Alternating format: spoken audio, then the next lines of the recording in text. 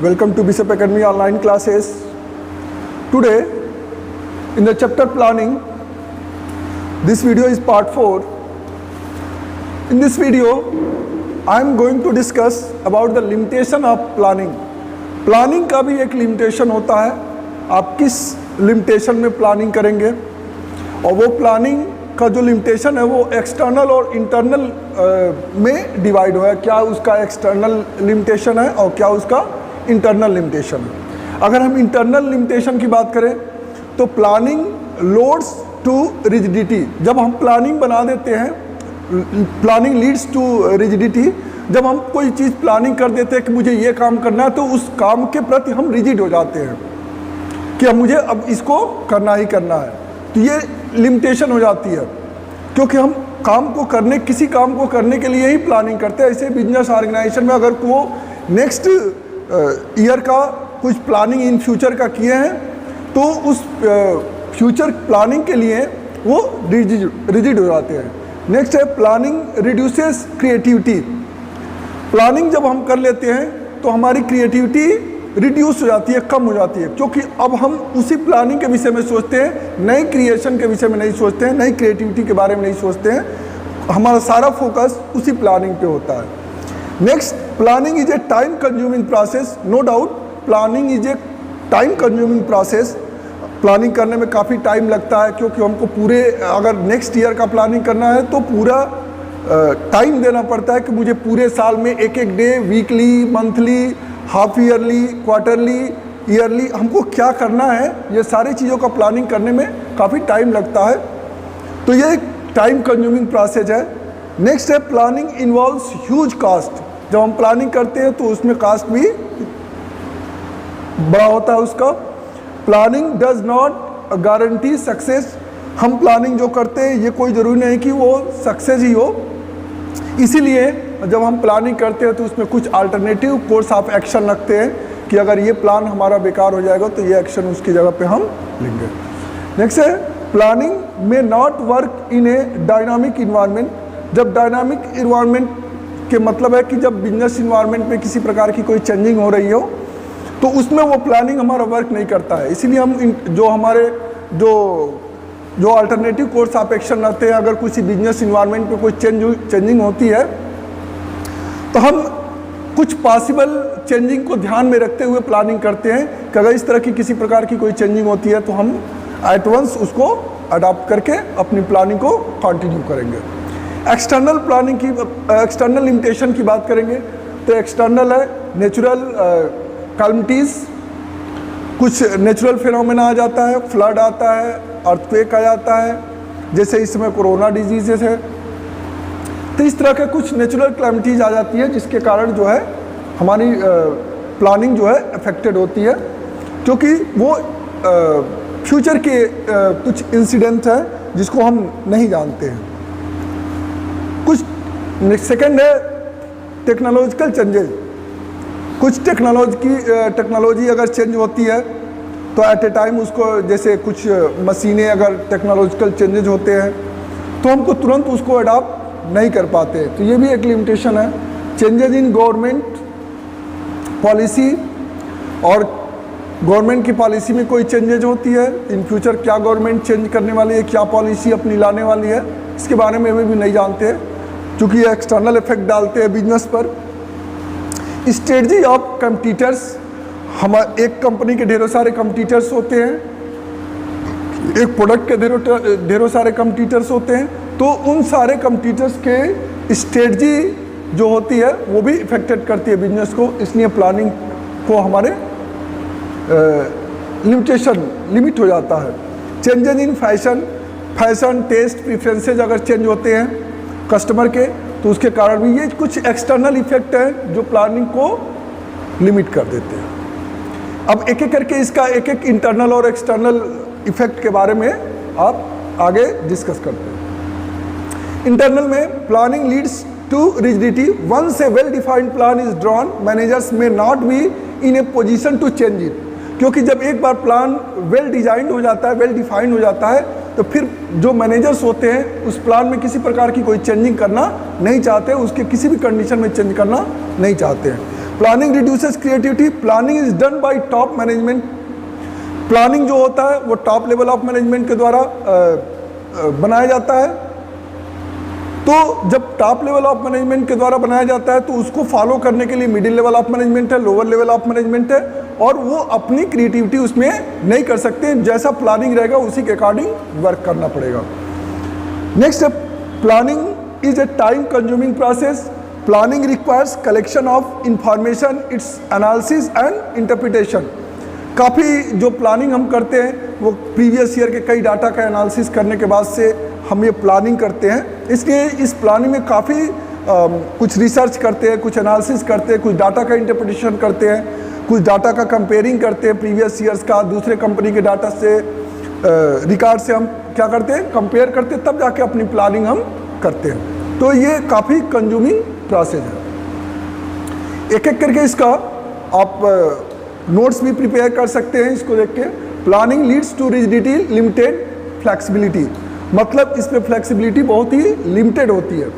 In an organisation a well defined plan is drawn to achieve some specified objective within a specified time period. These plan decide to future course of action and it is not possible for the managers to change them. क्योंकि ये future के किसी specific objective के लिए plan तैयार किया जाता है, इसलिए मैनेजर इन फ्यूचर कभी उसमें कोई चेंज नहीं करना चाहते हैं। They have to strictly adhere to the formulated plans irrespective of changes in the environment. और जो इररिस्पेक्टिव चेंजेज इन्वायरमेंट में होते हैं बिजनेस इन्वायरमेंट में, उससे ये स्ट्रिक्टली अधेयर रहता है, अलग रहता है। दिस काइंड ऑफ रिजिडिटी और इनफ्लेक्सिबिलिटी में prove to costly and may not bring positive result for the organization when the situation changes। अगर ऐसे प्लानिंग पर रिजिड रहते हैं तो इन फ्यूचर अगर किसी प्रकार की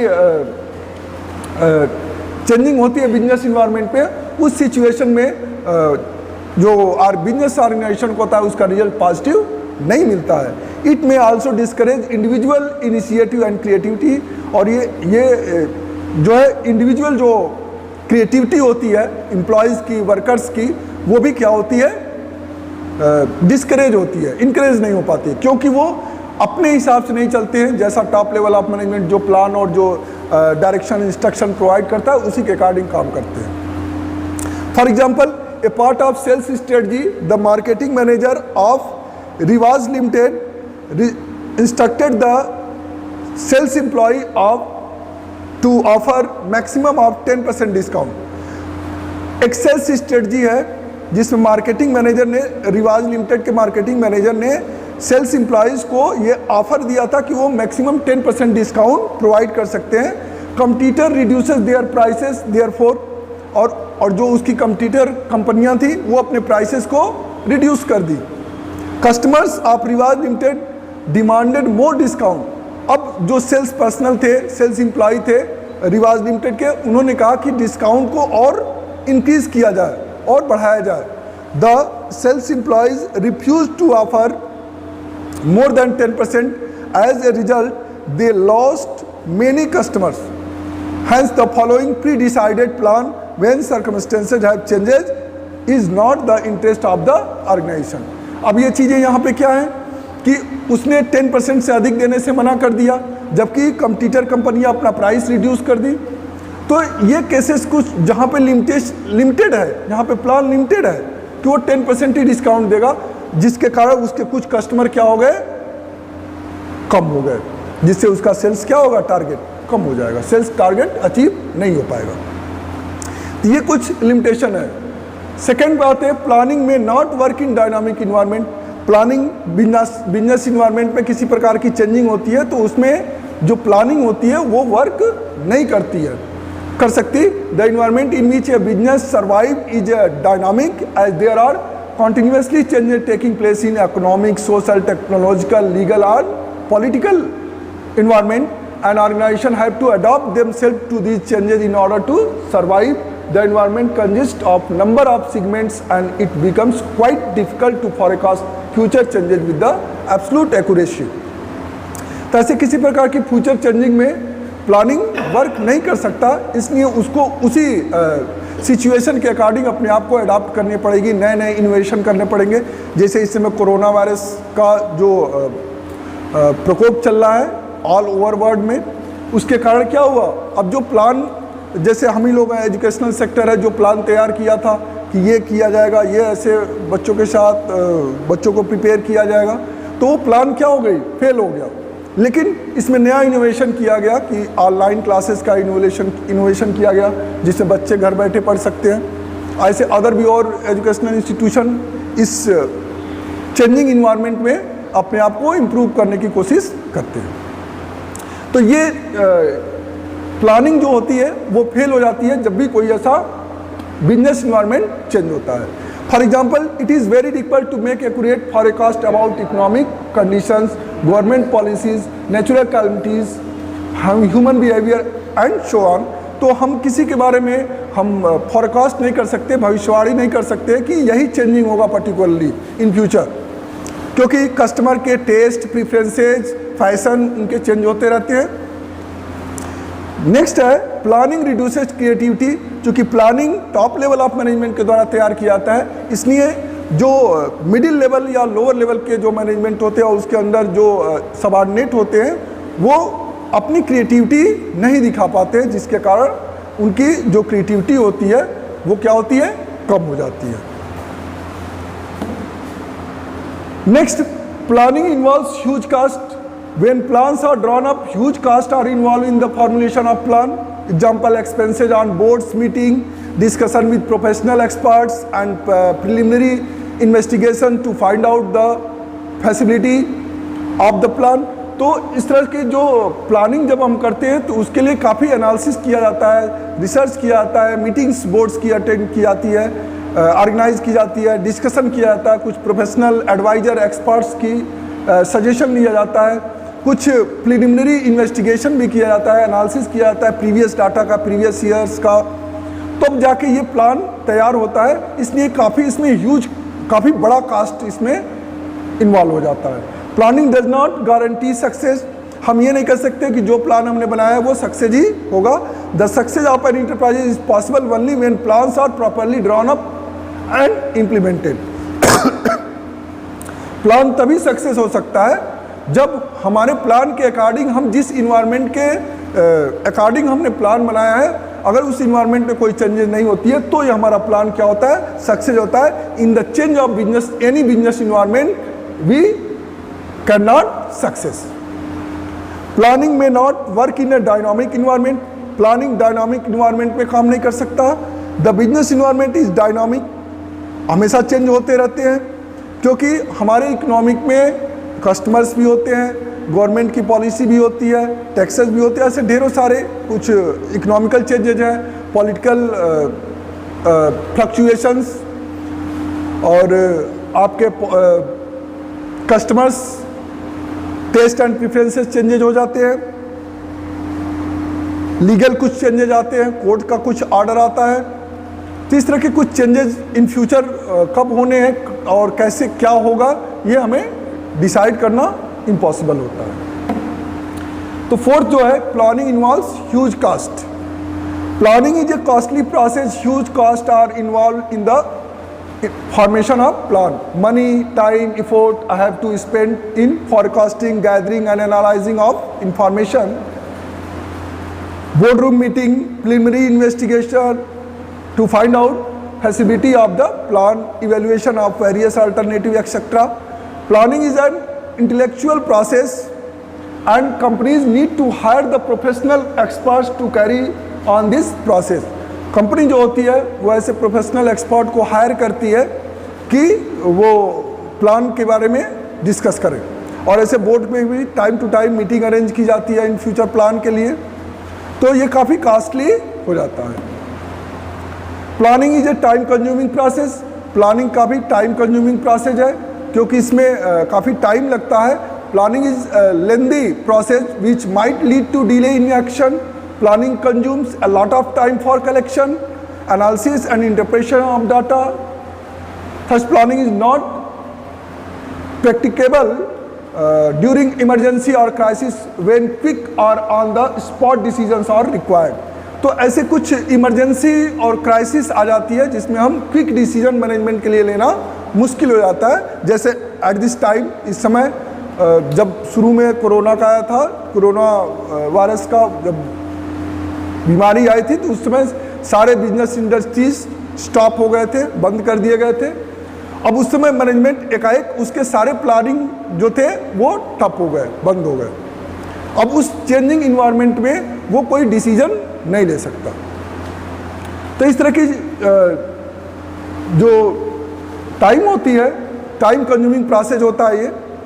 for example, health is wealth limited has plan to hold. देखिए, जो एग्जाम्पल मैं दे रहा हूँ, इसी एग्जाम्पल के बेसिस पर आपके केस स्टडी भी होते हैं और उस केस स्टडी को आप इसी से टैली करके आप करेंगे, क्योंकि हर एक पॉइंट पर अलग अलग केस स्टडी होता है। तो आपके बुक में जो ऐसे सिचुएशन को क्रिएट करता है, आप उसी सिचुएशन के आधार पर आप हेडिंग को उसमें इन्वॉल्व करेंगे कि कौन सा लिमिटेशन है, क्या है। Health is wealth limited has plans to hold health checkup camps in Chennai on world diabetic days. The sales manager has given his plan to the owner for approval.